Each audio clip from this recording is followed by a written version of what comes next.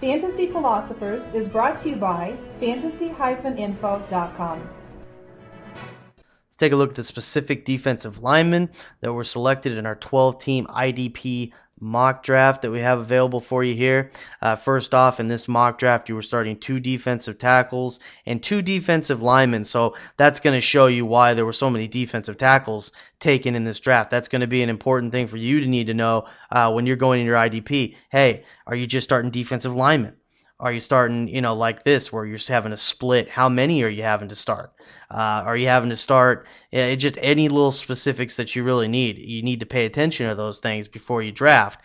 In the scoring rules is another thing that you need to pay attention to because there's a lot of fluctuation, especially in IDP leagues. Every 3 total tackles in this draft was 2 points. Didn't matter if it was solo or not. Each sack was 2 points. Each interception was 3. Each forced fumble was 3, and so on. You can see those on the page. If you don't see that on the page, that probably again means that you're on maybe YouTube or something of that nature. There should be a link there that we have available for you to click on, and that can take you to the article where this information is at, so you can see the players that were selected.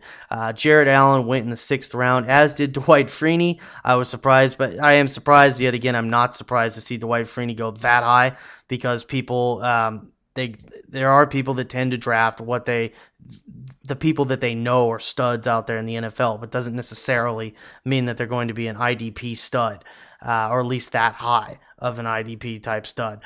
But Julius Peppers, he was number 4. Trent Cole went in the 7th with him.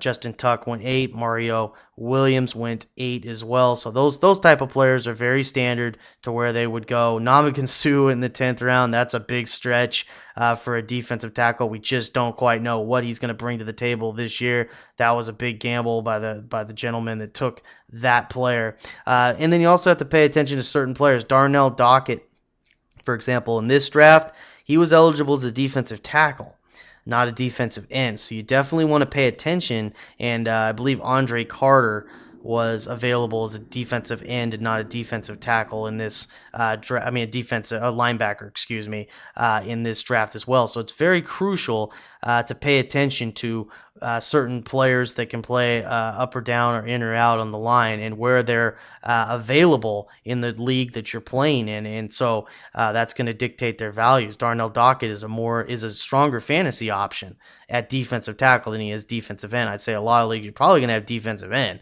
but in this one it was defensive tackle. So keep all those things in mind when you're getting into your mocks. So again, it all comes back to the structure of your league, the scoring that your league's in, and then you can start looking at the different IDP players and how those players fit around that structure.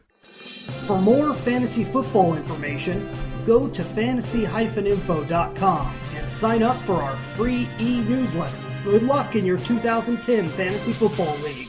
As an added bonus, the Fantasy Info guys will include their 5 secret tips for success in fantasy football with your free subscription.